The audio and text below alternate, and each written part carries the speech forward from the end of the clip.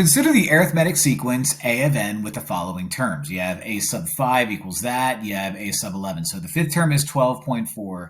The 11th term is 34. Determine the first term.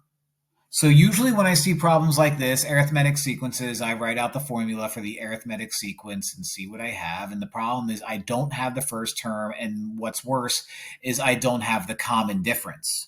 But I can find the common difference because the 11th term is 34.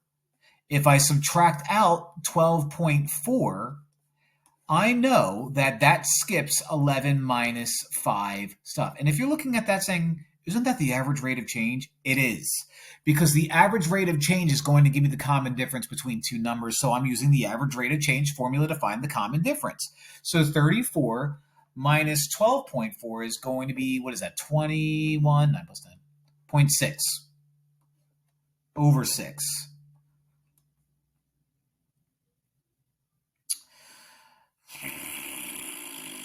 So that is 3, because 6 goes into 18 3 times. That gives you 3.6 left over, 3.6.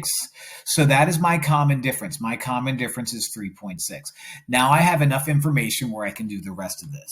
So let's rewrite the equation over here. I want to find the first term.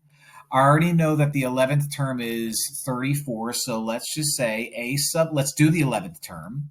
Okay, a sub 11. And the reason why I kind of want to do that is because I will do 11 minus 1, which is 10. Life is going to be a lot easier. So if I use the 11th term was 34 minus a sub 1, which is what I don't know what I'm trying to find, plus the fact that we use the 11th term minus 1 times the common difference, which we just found. 34 is a sub 1, I don't know, plus 10 times 36, 3.6. I'm looking at that like something's not right. 3.6. That's going to be 34 equals a sub 1 plus 36. There we go. Freudian slip. Subtract 36 from both sides. Subtract 36 from both sides. And your first term is negative 2. So as long as you don't make stupid errors, you'll be all right.